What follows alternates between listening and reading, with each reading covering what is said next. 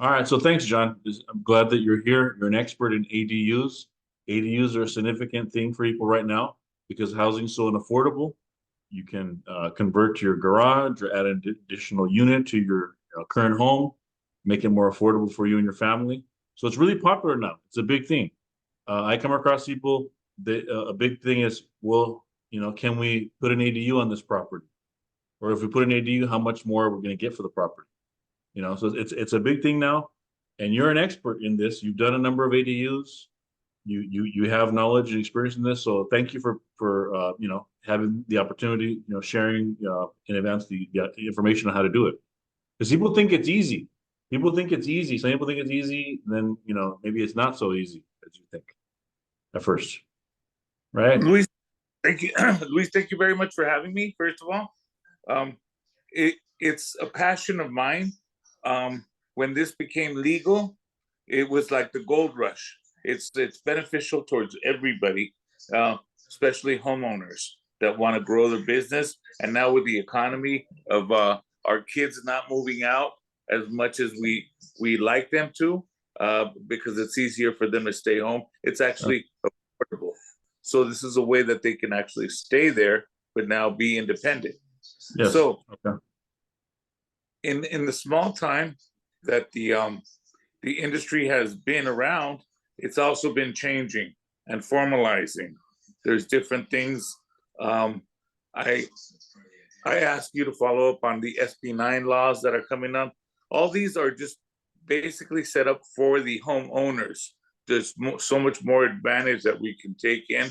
I also know a lot of real estate agents who are selling these properties contingent upon the ADU being built because it makes it more affordable for the buyers to live in that place. And again, not everybody wants to live so far out of the city. They want to stay in the city. And this just makes it so much more affordable, guys. It's a Okay. great program. And all we have to do is be educated in how to do it. Yeah, and I'm not sure if there is anymore, but there was state funding for this program. If you were, below the median income or 80% of the median income, right? Like 40 grand? Correct. There still is. Still is. Okay, okay. So building an ADU is a not an easy process. So can you walk us through what are the major steps that people have to, in order to go from zero to having a nice construction? Okay, so you want to establish your own separate unit. In case you're going to rent it out, you want to have a separation from the utility bills. There's also new laws coming in on a daily basis. Just a couple of months ago, they declared that it is no longer legal to use gas service in the home. So you can't use like a gas stove. You have to use electric stove. So in putting this ADU, it's got to be electric only. So those are the new things that are coming. And there's also what we call Title 25. They want to make sure they're energy efficient, make sure that your lights are also very energy efficient. So it's actually more stringent on ADUs than it would be just to do an add-on to your house, Mhm. oddly enough. So the way they've set it up, and there's so many committees on there watching you, it's best to be educated in all these things. So the first step is get somebody like yourself, professional that has experience and knows about this, right? Correct, Okay. correct. Okay. So let's just say you and I meet. Hey, I want to do the ADU. So now, okay, what's next? Well, there's a couple things that I'm going to refer you to an architect. Architecture is very important. Um, I'd like it that you feel comfortable with the architect because the permit laws they're slower. So you're going to run anywhere from 6 months to a year before you even break ground. So understand that all that those delays um, are going to get they're going to get on your nerves after a while because you're not seeing any movement. But it's the process that you have to go through. So make sure you're with an architect who knows who's giving you what you want to do and knows the setback laws, the certain laws, and then just go through the process. So then the architect, we meet, we develop some plans based upon the local codes. Now we've got plans. We submit it right to the city or to the Submit it county, corporate county. wait for the approval from the city, and then we dig. We open it up, open up the ground, open up the sewer line, the foundation lines, the plumbing lines, everything that we need to do before we start building and edifying the structure. We start there at the bottom. So we Okay, dig. so then that process of let's just say, how long does it typically take a homeowner to get their plans drawn by the architect? How long does that take typically? 6 months to a year, depending. For approval or for just drawing? Oh no, approval couple weeks. I'm sorry. Let me say that right. The designs that the architect is going to give you going to take them a couple of weeks. A couple weeks to the city, correct? Okay, correct. And the city gives you corrections, and that process then takes almost a year potentially. Yeah, almost a year. Okay, then you got the approved plans. You pay for the permits. Pay for the permits, and we did. You did, okay, and then that usually takes I'd say about a 3-bedroom, 1-bath ADU. We're gonna take about 6 months, 6 to 8 months. What delays the process is every step has to be inspected with the city inspector. So depending on their backlog, they're gonna say, okay, I'll be there in 3 days. So work has to stop. And then we wait for 3 days. They come in, they either make corrections or they accept it as is, and we keep going. So it's a lot of start and stop. Okay, so in summary, what I understood is a couple of weeks to get the plans drawn. Once your plans are drawn, 6 months to a year, including to get it approved. Then from there, it's going to be about 6 to 9 months to construct. Is that right? Okay. Yeah. Okay. Worst case, 6 to 9 months. Okay. And then what are the major, would you say, or common challenges or roadblocks people face as they're going through the let's just say approval process? Setbacks, encroachments, certain things in the city, the new laws that the city wants, the services that you have there, that's gonna hold it up. Okay, so the setbacks you said, and what else? Setbacks. I know. And then the new laws, the new requirements, they change so frequently. They change. Up to do that. I've been in situations where the architect designed the whole thing, and it turned out that it was already outdated by the time we went to the city because they were no longer accepting those. Okay. So you mentioned right now and those changes are like you can't use gas or energy efficient, or those type of changes. Fire suppression systems are also, that's a new thing. Sometimes they want you to build your new structure with water sprinklers. We call those fire suppression systems. We want those built in, and you don't have that in the main house. You have to build the whole thing from scratch. So those are slight delays that will take place. Okay. And then those are addressed by just the architect, making corrections. Yes. Okay. Then let's just say you got them approved, and then you said the roadblocks for getting it built is the time of the inspector to go out there because they're so busy. Yeah, they're so busy. Okay. Go out there, look at it. He'll give you the okay. Hopefully, he won't give you any changes, but he might. So you make his changes and you keep going. That's what it is.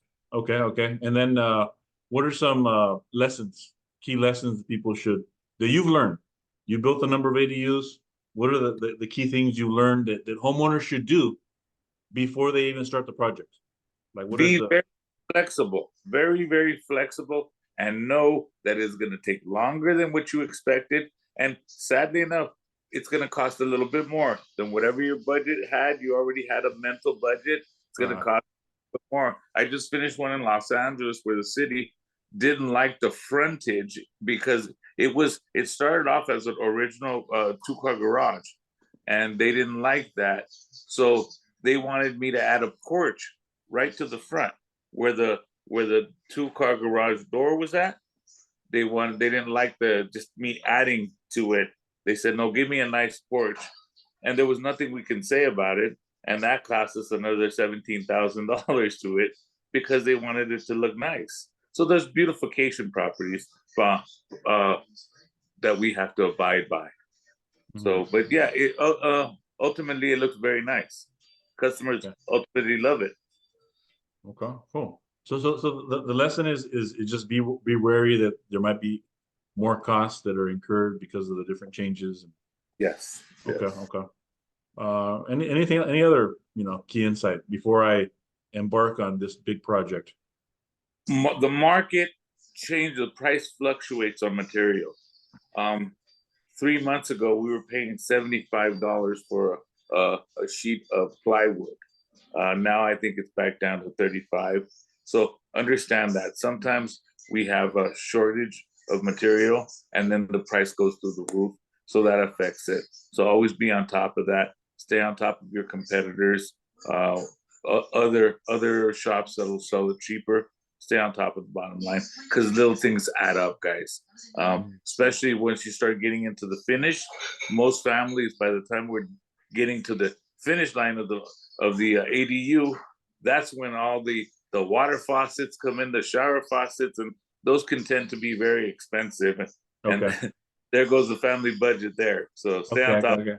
So the homeowner is the one you're saying that should be looking at the prices of materials different places, or does Yes. does the contractor? I mean, do you look around, or No because I real. mean the contractor is gonna need the materials when they need them, right? So Yes. how does that work?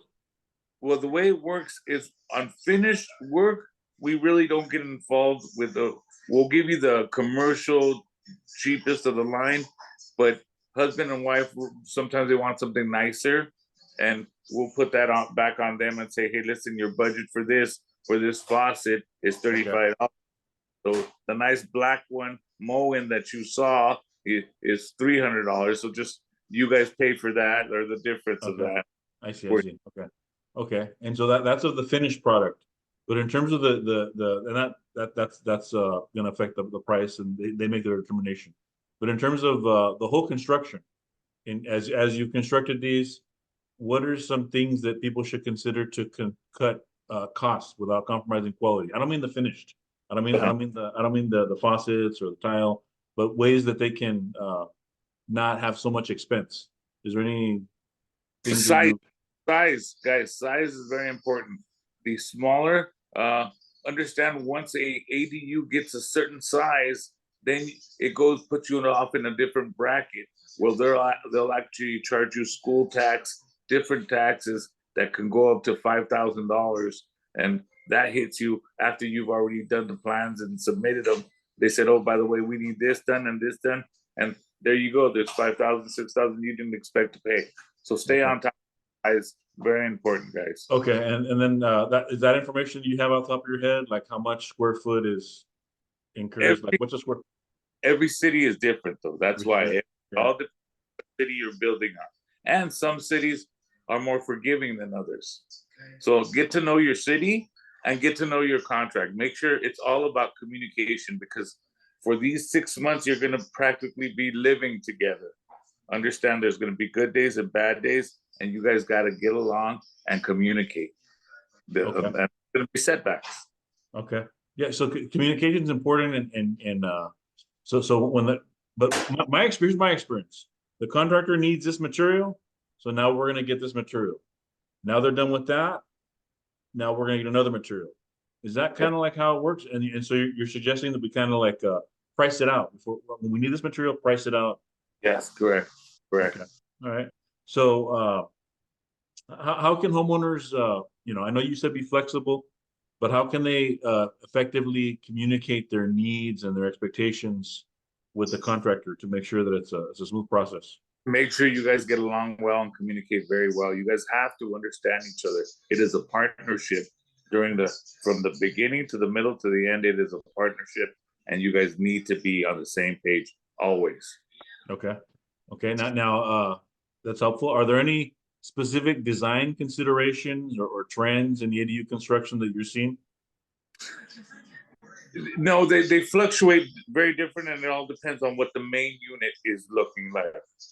There's different options that the homeowner can use, but we want it to look aesthetically pleasing, like the main unit, the main dwelling that you're working with. We'd like So you try to make it look kind of similar to. Yeah. Okay. I see, I see. And then I know that existing structures is one way of doing it, like the converted the garage versus building a whole new unit. What's the I just thought of this question. What's the would you say is the price difference percentage wise? Like if the converting a garage costs this, how much more would the building it from scratch cost? Is Okay, that a consideration? great question. Great question. The average, and this is a statewide average of pricing. Yeah. When we are converting an existing unit, that means we're not messing with the foundation, the walls, we are altering, not rebuilding. It's probably priced at about $200 a square foot, whereas fresh from scratch construction, there was nothing there before. You're probably looking about $350 per square foot on Okay. fresh build. I see. So, I see. so about $150 more a square foot. Okay. So it's a little it's quite substantially more. I mean, Yeah, if it's a big structure, but a garage is only like 400 square feet. If you want to make an ADU, it's like 800. That's going to be Yeah. okay. I see. Okay. And those are most of my questions. Any you know things that else that we should consider or unforeseen costs that come up that you like could I, see? like I said, with the new laws that are coming in, they're changing. They're changing, and we just have to be flexible, be very fluid, and keep going with it. It's still a Mhm. beautiful project. It's the gold rush for homeowners because it gives you value and on your house that you would have never had before. So there's also different options. We can maybe you don't need an ADU, maybe you need what we call a junior ADU. So again, understand what you're buying. Don't just think ADU, or there's also different options. Also, construction of the ADU. There's also bring on board ADUs where you can actually get the physical structure and get it brought to your house. So different options. Look and see what works better for you. I see. I see. So then the junior ADU, what's that? It's basically an ADU. It's just much smaller. They don't have a kitchen. They have what they call an efficiency kitchen. Much smaller. I would say anything under, I believe the number was 300 square feet or smaller would work. You can make a junior ADU and connect it to an ADU. I see. So sizing and what the overall goal is. But Okay. yes, Okay. All right. That's very small. Now, but this day and age, things are very expensive. So like if you take the convert your existing garage versus building another unit, yes, there's a cost factor, right? There's a cost factor extra for the new structure. Besides the cost factor, besides that, what are some other things that are, advantages or disadvantages of doing either one, or other things people should consider before making that decision, besides cost? overall sizing of your lot, how much do you have? Can you spare it? You also have to take into consideration vehicle parking. Parking in the inner city is really, really tight. So you don't want to basically put yourself such great lots, so great ADUs that you got no place to park them. So always take into consideration that. Okay, parking and the size of your lot. Okay, all right. And then how many ADUs have you built since they had the new ADU law? Since we had the new ADU law, I'd say about over 50. 50. Over 50. Okay, so that's quite impressive. And then what would you say? Can you share any success stories that you found for people who I try to make sure they're all success stories. Uh, But every home is built has got its own character, because the homeowners are very different. They have different likings, and they'll basically take you to where they want it to look like. And I've disagreed with certain design ideas, but at the end I was like, wow, that was a beautiful idea, and I'll with me to the next job. But it's you're always learning with construction, always. Okay. Now, I just out of curiosity, in terms of your business, like in the ones you've done, is it mostly, how would you say, investors that are building an ADU to add rental income to their they're getting? Is it people who have older multi-generational families. They're building additional unit for their, parents to help take care of the kids? Is it parents who are building additional units for their kids to live in? By far, is existing homeowners basically growing their family within the same unit. Yeah. Yeah, I'm interested to see how, if that they keep stats on that. Yeah. That'd be interesting. I'm just curious. Okay. No, and then so if someone's interested, I'll put your contact information in the videos. But what should they do? They just email you, call you, go to your Email website? me, call me. Let's just have a conversation. Mhm. And I don't request. I don't recommend you just get one guy.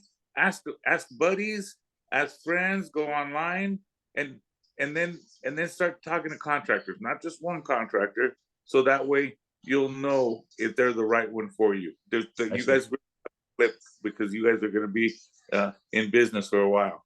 So yeah. Yeah, okay, together for a long time. Okay, so they talk to you. You're gonna come out. You just talk on the phone, or you're gonna come out and Both, any and all.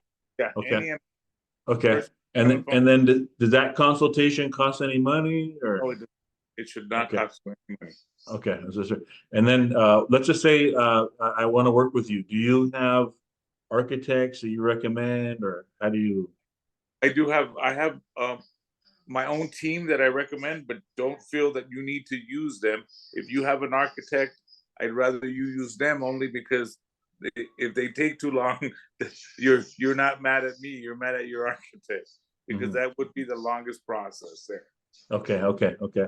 And then, just some other things from, past experiences and things. Are there some kind of contracts, legal contracts that you have with the homeowner or, once this phase is finished, then you get a payment Yes, as definitely. each thing? It goes out as progress of the job. Yes, correct. Or the job. Okay. And then now there's some also because I have two buddies that I know, or one is doing an ADU, or he was. I haven't talked to him in a while. No one's considering it, and they got guys that do the whole package. This is how much it is, and I do everything. Yes. With that type of, do you have that type of system? Yes, Or I okay, have lenders, and basically what you're doing is you're only paying back the loan as what you borrow, and you're borrowing it in stages or phases. As it gets approved, then we go to the next, and that's so there's financing for that. I mean, that's what you're saying. 100% there's financing. Okay, that's financing a construction loan, or is that based on the equity of the property or future It's equity? property, I believe. Yeah, it's a construction loan, but I'm assuming based on the equity of the property. Okay, so construction loan, meaning it's once you've already had the approvals of the permits and everything, then you can get the loan. Correct. So they got to come out of pocket for the initial deposit and for the approvals of everything. Yeah. The permits. Yeah. Okay. Anything else? Anything else, John? I appreciate the insights here, and this is an important topic. No, I'm gonna share this video with people in my database and stuff like that. This is like a really important topic. People has a lot of questions about it, so I imagine you're available. If they have questions, right? Yes, please. Yes, very much. Okay. Anything else? Anything else people should keep in mind? No, just keep in mind, keep an open mind, and dream because that's what it is. Dream. Okay. And then the SB9. You want to talk about that? SB9 is a new law that the governor signed, allowing us to split either our parcel of land in case we want to build on it and sell it off, or it'll also allow you the opportunity of making more units on the property and sort of, in so many words, turn a single unit into a duplex or a triplex. A lot of great information in there. Read it, get to know it. Awesome opportunities, guys. So you could split your lot and then make two separate properties. Correct.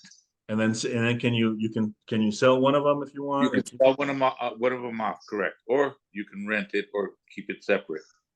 Up to you. Yes. Okay. And then is there any things, is it better to do that or just build the ADU? All depends on what your finished goal is. All depends on what. If you don't need the money and if you're trying to do rental income, stick with the ADU. I see. Okay, cool. Okay, well, appreciate you being on here and being a resource, and John will definitely be in touch.